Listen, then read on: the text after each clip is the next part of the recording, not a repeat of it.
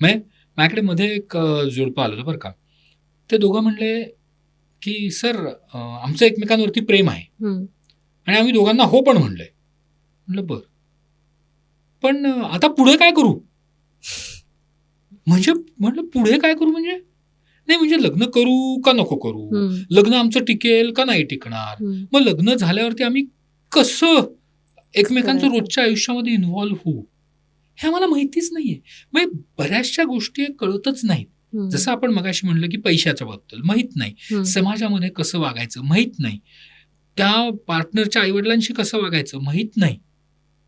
मुलं कधी पाहिजेत माहीत नाही.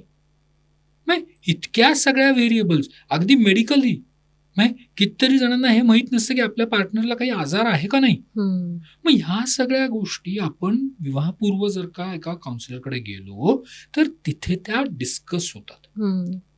आणि माझ्या मते काउन्सिलिंगचा सगळ्यात मोठा फायदा काय होतो माहिती की काउन्सिलिंग झाल्यानंतर हं. ते जोडपं एकमेकांशी या गोष्टी बोलायला लागतं. हं. एक ब्रेकिंग द आईस ज्याला म्हणतो ना आपण, हं, हं, हं. त्याच्यामध्ये आपण ब्रेक करतो. म्हणजे माझ्या लैंगिक अपेक्षा काय आहेत? What do I expect from my partner?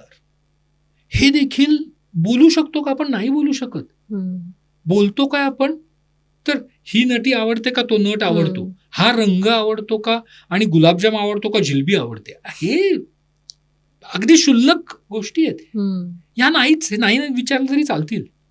विचारायला काय पाहिजे, तर तुझ्या आयुष्यामधून काय अपेक्षित आहे? हं. तुला काय पाहिजे या आयुष्यामधून? तुला कसं पुढे जायचंय? हे अपेक्षित आहे. मग ते विचारण्यासाठी जेव्हा आपण काउन्सिलिंग करतो, विशेषतः विवाहपूर्व, त्यावेळेला आपल्याला नक्कीच आपलं आयुष्य चांगलं करता येतं. हं.